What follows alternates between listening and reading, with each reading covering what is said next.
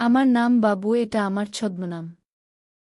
আমি খুব সাধারণ একটি ছেলে। আমার জীবনে প্রেম যতনা করেছি তার থেকে বেশি মেয়েদের সাথে খেলতে পেরেছি।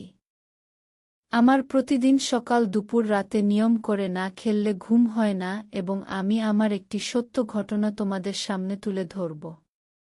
যে গল্পটা আমি বলতে যাব, এটা সত্যি ঘটনা। আমার বাড়ির পাশের বাড়িতেই আমার জেঠুর মেয়ে থাকে। সে আমার থেকে ৫ বছরের ছোট। এখন আমার বয়স ২৭ আর ওর বয়স ২১। কলেজে আমার বোনকে সত্যিই দেখতে খুব সুন্দর।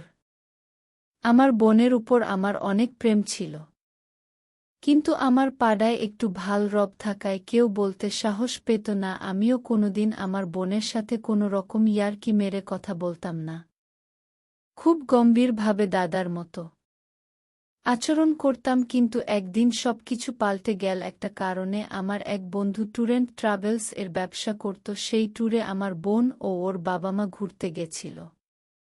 আমি রোজ আড্ডা মারি প্রত্যেক দিনের মতন। যেদিন ওরা ফিরেছিল ঘুরে, সেদিনও আমি ঘরে ঢুকেছি, আর ওরা আমার পাশের বাড়িতেই থাকত। তুমি বোন হঠাৎ করে আমাকে মেসেজ করল যে দাদা ঘরে আছিস? হ্যাঁ, এই সবে ফিরলাম। আমার ওই বন্ধু যে ওদেরকে ঘুরতে নিয়ে গেছিল, ওকে ও দাদার চোখেই দেখত, কিন্তু ও নাকি ওর গাড়িতে বসে পাশে ওর সাথে বাজে ব্যবহার করেছে।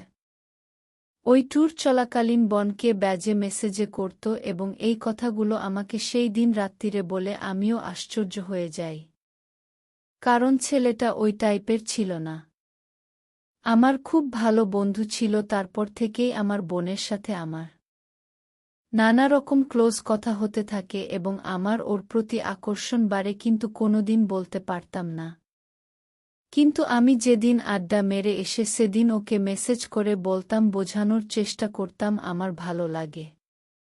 কিন্তু ও ইগনোর করে যেত। ও বোঝানোর চেষ্টা করত যেন ও কিছুই বোঝেনি। একদিন তারপর থেকে রোজ প্ল্যান করতে থাকে কি করে ওকে নিজের করে পাব। তারপর একদিন সুযোগ হল, আমার মা বাবা দীঘা ঘুরতে যায়।